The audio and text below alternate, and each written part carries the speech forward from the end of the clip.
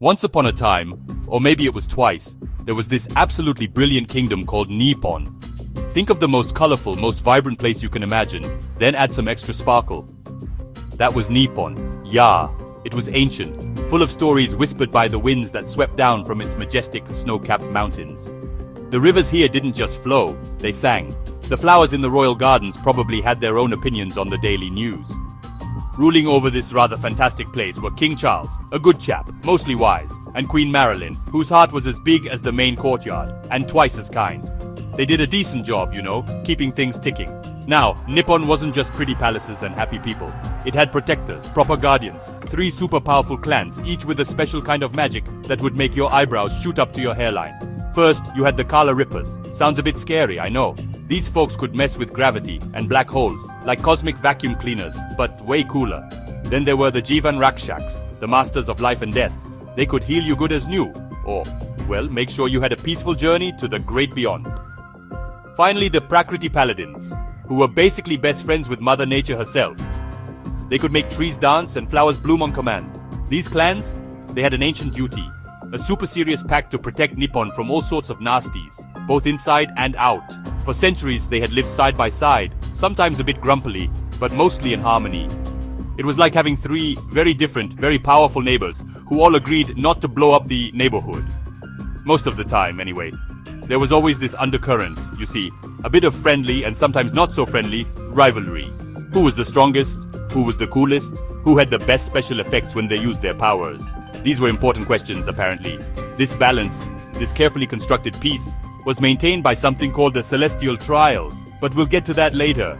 For now, just know that the air in Nippon was buzzing with a certain kind of energy. The next big test was coming, and a new generation of royals, with their own unique quirks, was about to step into the spotlight. The peace felt a bit like that quiet moment before a big, booming firework display. You just knew something spectacular, or possibly chaotic, was about to happen, and you wouldn't want to miss it for the world, isn't it? So, let's talk powers, shall we? The Kala Rippers, those masters of the void. Imagine being able to gently nudge gravity, making your enemies feel like they're wading through treacle, or creating a tiny controlled black hole to swallow an incoming cannonball. Pretty handy in a pinch, no? They weren't about just sucking things into oblivion, mind you. Their control was precise, an art form really. They swore ancient oaths to use this immense power for the good of Nippon. Mostly, they kept to it. Mostly. You always get 1 or 2 who think ultimate power means ultimate mischief. Next up, the Jivan Rakshaks. These guys held the delicate balance of life and death in their hands. One moment, they could be knitting bones back together with a touch, coaxing a fading life spark back into a bright flame. The next, they could be gently guiding a soul to the next world, ensuring a peaceful passage. It was a heavy burden, this power over existence itself. You couldn't just be good at healing. You had to understand life, understand loss. It took a special kind of person. Someone with a lot of heart and a very steady hand. Not a job for the faint-hearted, this one. Then we have the Prakriti Paladins, the nature whisperers. These folks could chat with trees, convince flowers to bloom in winter, and ask the clouds to kindly rain, or not rain, if it was picnic day. Need a giant vine to swing across a chasm? Call a paladin? Need a pack of friendly wolves to track someone? Paladin. They could make the earth tremble or summon a gentle breeze, all with a flick of their wrist and a good connection to the green stuff. Their power was all about harmony, about working with the natural world, not against it. Pretty cool if you ask me. And how did they decide who was top dog, or rather, top clan? Through the Celestial Trials, of course. Held every 50 years, this wasn't just your average sports day. It was a massive festival, a sacred tradition, a test of strength, skill, and spirit. Champions from each clan, and sometimes even the royal family, would compete. The winner didn't just get a shiny trophy and bragging rights for half a century. They gained a certain influence, a leading voice in the kingdom's affairs. It was a way to keep everyone on their toes and ensure that strength was always tempered with responsibility. Big stuff, really. Now, into this world of magic and ancient traditions, came some royal news. Big news. Queen Marilyn and King Charles were expecting. And not just one baby, but twins. Oh, the excitement in Nippon was palpable. People were already placing bets on what powers they'd have. Would they be Kala Rippers? Prakriti Paladins? Maybe a mix? The kingdom held its breath. First to arrive was Prince Pralaya. He came into the world with a roar, a proper warrior's cry, strong and demanding. Everyone looked at his tiny clenched fists and nodded sagely. Ah, they whispered, a future champion, this one, a true leader. Minutes later, his brother, Prince Janus, made his entrance. he was quieter, more reserved. Instead of a warrior's cry, he just sort of blinked at the new world around him. And he had this unusual birthmark over his left eye, a swirling pattern that looked a bit like a tiny shimmering gateway. He seemed different. Not in a bad way, mind you. Just not what they were expecting after Pralaya's booming debut. Some folks found it a bit unsettling. A gateway? What's that all about then? They muttered. Queen Marilyn, however, thought it was rather special. As they grew, their powers began to show, and boy were they different. Pralaya, as predicted, was all about raw strength. He could probably arm wrestle a baby elephant and win. Before he could even tie his own shoelaces, he was demonstrating immense physical force, a crackling, destructive energy that could shatter boulders with a punch. Impressive, sure, if you like that sort of thing. He was the walking embodiment of might, and many in the court saw him as the kingdom's future shield and sword. He certainly thought so. Janus, on the other hand, was a puzzle. His power was subtle, almost invisible at first. He had this uncanny spatial awareness, like he knew where things were without looking. He'd sometimes stare at a blank wall and then describe what was happening in the next room. Later, this developed into the ability to create small shimmering portals, little windows into nearby spaces. Not exactly boulder-shattering, was it? Some of the more traditional courtiers scoffed. Portals? How very quaint. Not very kingly, is it? Silly people, they had no idea. King Charles, bless his well-meaning but slightly old-fashioned heart, was a man of tradition. And tradition in his eyes meant obvious, tangible strength. So when Pralaya started bending iron bars with his baby teeth, okay, maybe not that early, but you get the picture. The king was mighty impressed. Pralaya's power was visible, loud, and easily understood. Now that's a prince's power, he'd declare proudly. So Pralaya got the 5-star treatment. The best combat trainers, the shiniest miniature armor, the loudest cheers during practice sessions. He was being groomed for greatness, or so everyone thought. Janus, with his peculiar portal-popping abilities, was a different story. He was often overlooked, his talents misunderstood or worse, dismissed. Little doorways? How cute some of the stuffier nobles would titter behind their fans. He can fetch my misplaced spectacles, perhaps, one particularly uncharitable duke was heard to remark. It wasn't exactly encouraging. Only Queen Marilyn, with her gentle wisdom, seemed to see the depth in Janus's quiet eyes and the potential in his unique gift. She'd often find him tracing portal patterns in the air and offer a soft smile of encouragement, a rare beacon of support. This kind of upbringing had its effects, naturally. Pralaya, showered with praise and given free rein, grew arrogant and cruel. Why bother with kindness when a shout and a display of force got you what you wanted faster? He'd use his strength to bully the palace staff, to intimidate younger members of the clans, to generally make life miserable for anyone he considered weaker, which was most people in his opinion. Janus, bless his patient soul, often tried to intervene, to subtly redirect Pralaya's temper, usually earning himself a glare or a shove for his troubles. All this favoritism, this constant comparison, it did weigh on Janus. He was a prince, yet he often felt like an outsider in his own home. But here's the thing about Janus, he wasn't a quitter. Deep down, beneath the quiet exterior, a spark of defiance, a quiet resolve began to glow. He wouldn't let their narrow views define him. If they wouldn't train him, he'd train himself. If they wouldn't see his worth, he'd find a way to show them. His path would be his own, paved with portals and perseverance. While Pralaya was the star of the royal training grounds, all muscle and dramatic displays of power, Janus found his own classrooms. He wasn't one for noisy arenas and cheering crowds. Not really. He preferred the quiet corners, the forgotten places. He'd sneak off to the overgrown ancient sections of the palace gardens, where statues were covered in moss, and the only sound was the buzzing of bees. Or he'd wander into the whispering forest just beyond Nippon's protective walls, places where magic felt older, deeper. These were his training grounds. There in solitude, Janus practiced. Not with heavy swords or by smashing training dummies. His practice was one of focus, of mental discipline. He learned to coax his portals into existence, to hold them steady, to make them larger. He discovered he could do more than just peek through them. He could step through, covering distances in a blink. He learned to create multiple portals at once, a shimmering network of doorways. He even found he could redirect things through them, a thrown stone, a gust of wind. Imagine the possibilities. He became a keen observer. He watched how animals moved, swift and silent. He studied the way water flowed around obstacles, the way wind navigated through trees.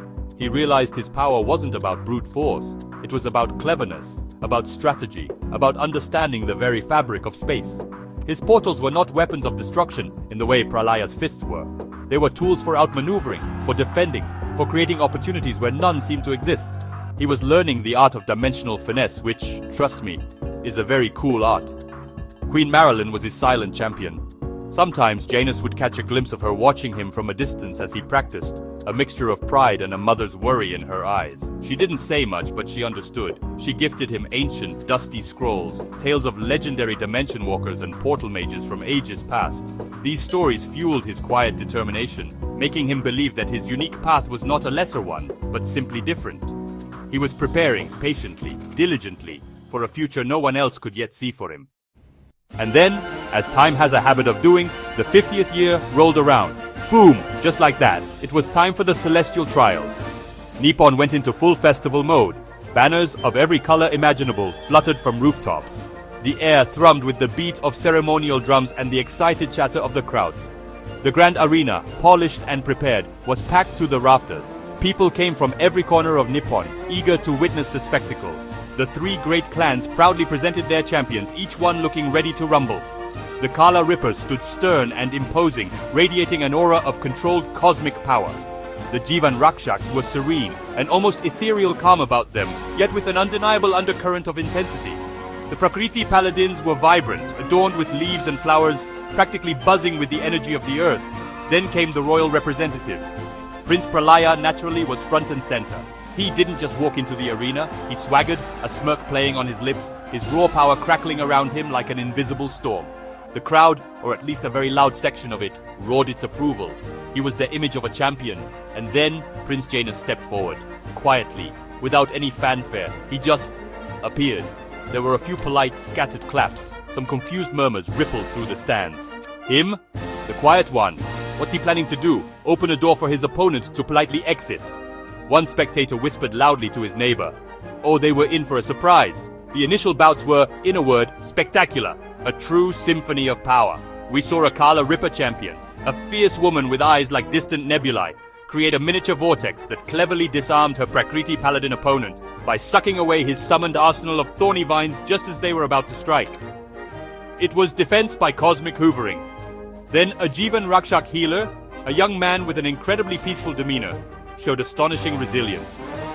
He weathered a furious barrage of attacks from a more aggressive fighter, and then, with a subtle touch, seemed to temporarily turn his opponent's own vigorous life force against him, causing a moment of debilitating weakness. Clever, that. But it wasn't all flawless victories. Weaknesses were also on full display, as they often are under pressure. The Kala Ripper's immense power, while awe-inspiring, sometimes proved slow to manifest with the pinpoint precision needed in a fast-paced duel. A moment's miscalculation, and their vortexes could go slightly astray. The Jivan Rakshaks, masters of life's delicate balance, were vulnerable if an opponent could overwhelm them with sheer brute force before their subtle energies could take effect. And the Prakriti Paladins, so strong when connected to their element, found themselves struggling against opponents who could disrupt that vital connection to the natural world, perhaps by creating zones of unnatural cold or shadow. Every power had its price, its counter. Janus's first match. The tension was so thick you could have spread it on toast. He was up against a truly formidable Prakriti Paladin warrior, a veteran known for his ability to instantly ensnare foes in a cage of fast-growing, razor-sharp thorny vines. The crowd leaned forward, most of them expecting a quick, perhaps even slightly embarrassing defeat for the prince they'd nicknamed the Door Prince. Pralaya, watching from the royal box with King Charles, wore a condescending smirk. He probably thought Janus would trip over his own feet, or accidentally portal himself into a wall. But Janus was ready. He stood calm amidst the rising anticipation. As the paladin roared and launched his signature attack, a terrifying net of thorny vines shooting across the arena floor towards Janus. The prince didn't even flinch. He didn't try to dodge or block in the traditional sense. Instead, just as the vines were about to entangle him, he raised a hand. Shimmer! A portal winked into existence right in front of him, and another one, just as quickly, appeared directly behind his surprised opponent. The vines, following their momentum, shot straight through Janus's portal and out the other, wrapping snugly around the paladin himself. There was a stunned silence. Then a gasp. Then a roar of applause, unlike any Janus had ever heard. His next match was against a promising young Kala Ripper, whose speciality was creating small, localized gravitational pulls to throw opponents off balance or disarm them. Tricky customer. But Janus, now with a quiet confidence, used his portals with a speed and precision that was simply dazzling. He'd be there one moment, and then poof, gone just as a gravitational pulse was about to hit him. He'd reappear behind his bewildered opponent, or sometimes he'd open a portal to redirect the Kala Ripper's own focused gravity back at him, making the poor chap stumble or drop his focus. Janus won, not by inflicting pain, but by outthinking, outmaneuvering. He was playing chess while others were playing checkers. Slowly, but surely, the people of Nippon started to see. They saw that Janus's kindness, his reluctance to cause unnecessary harm, wasn't a weakness. It was an integral part of his fighting style, his philosophy. He never delivered a crushing blow, only disarmed his opponents or gently incapacitated them, often with a move that left them more confused than hurt. After one victory, he even offered a hand to help his defeated opponent up from the arena floor. This act of sportsmanship earned him a wave of heartfelt cheers. Queen Marilyn, watching from the stands, had tears of joy streaming down her face. King Charles looked deeply thoughtful, his brow furrowed. Pralaya? Oh, he just scowled even harder, his knuckles white. Bye. Pralaya was not having a good time. Not at all. Watching Janus, his supposedly weak portal-fiddling younger brother, actually win matches and even worse, win the hearts of the crowd, was like swallowing a mouthful of angry wasps. For his entire life, Pralaya had been the chosen one, the golden boy, the one everyone admired for his awesome strength. How dare Janus, this quiet, unassuming door-opener, steal his spotlight? Pralaya's own victories in the celestial trials were marked by increasing brutality. He didn't just defeat his opponents, he crushed them, often with unnecessary cruelty, drawing gasps and uneasy murmurs from a crowd that was beginning to see the darkness in him. The final rounds of the trials were fast approaching. It was becoming undeniably clear that Janus wasn't just a fluke, not just a lucky beginner. He was a genuine contender, a serious threat to Pralaya's assumed dominance. This realization gnawed at Pralaya. Fear, jealousy, and a lifetime of unchecked arrogance began to boil within him, twisting into something truly ugly. If he couldn't be the undisputed hero of the trials, then perhaps he could seize a different kind of power, the throne. The idea, once a distant ambition, now took firm root in his darkening mind. He decided Nippon's throne was his for the taking, and the time was now. It happened during a night of grand celebration. The kingdom was still buzzing from the thrilling displays in the arena, the air filled with music and laughter. Under the cover of this joyous revelry, Pralaya made his move. He unleashed the full, terrifying extent of his uncontrolled power, not on an opponent in the ring, but within the sacred halls of the royal palace itself. He confronted King Charles and Queen Marilyn, his eyes blazing with a terrifying light. He demanded they immediately declare him the sole heir, the absolute master of Nippon and all its clans.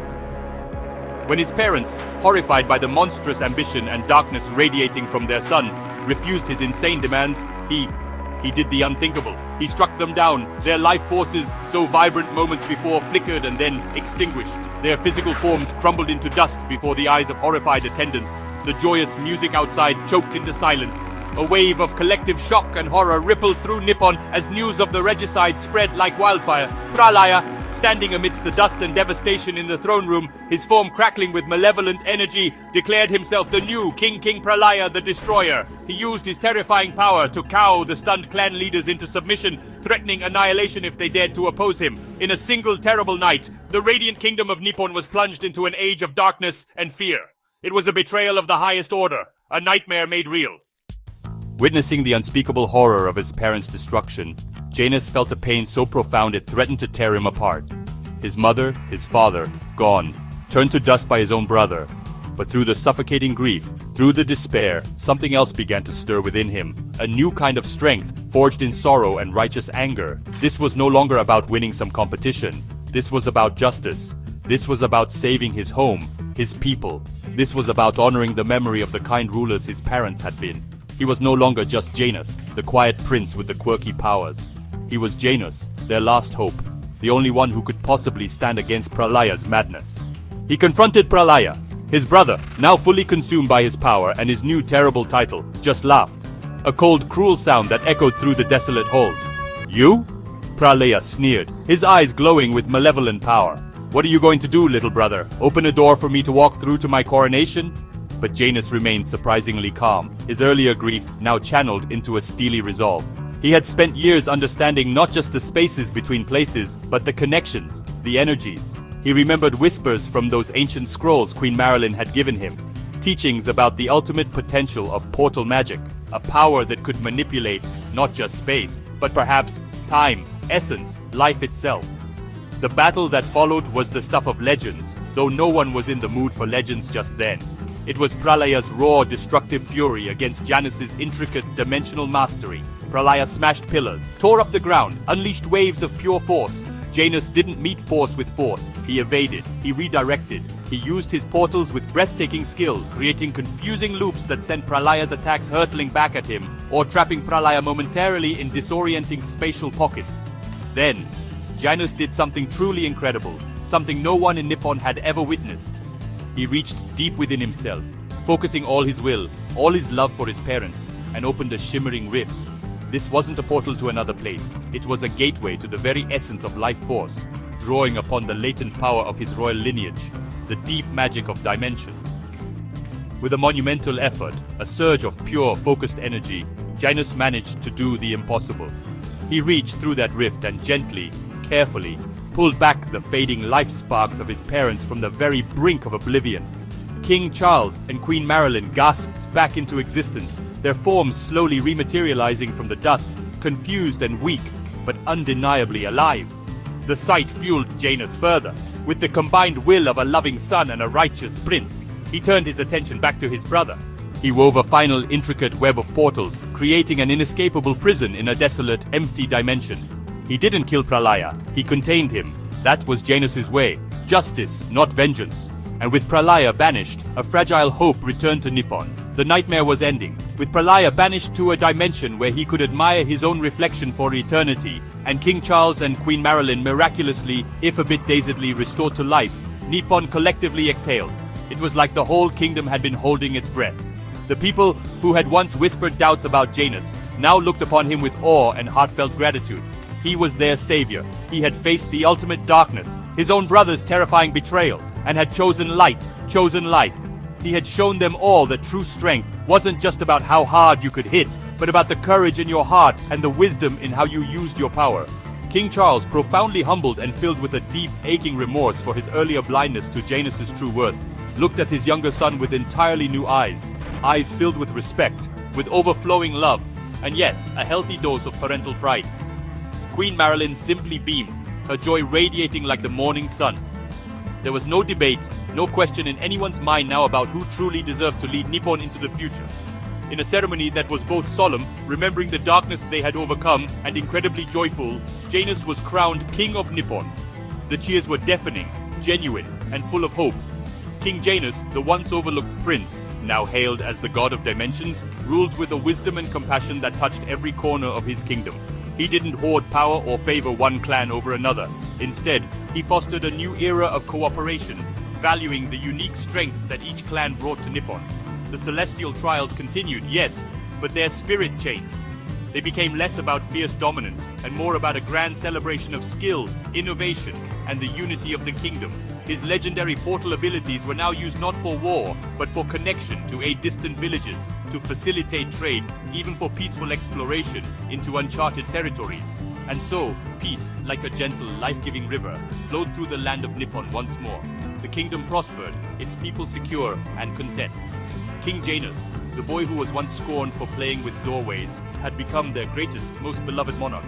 He proved to everyone, for all time, that kindness is indeed a superpower, that cleverness can overcome brute force, and that even the most unexpected, unconventional paths can lead to true heroism and lasting peace. And they all lived, well, much more happily ever after. The end, or perhaps a new beginning.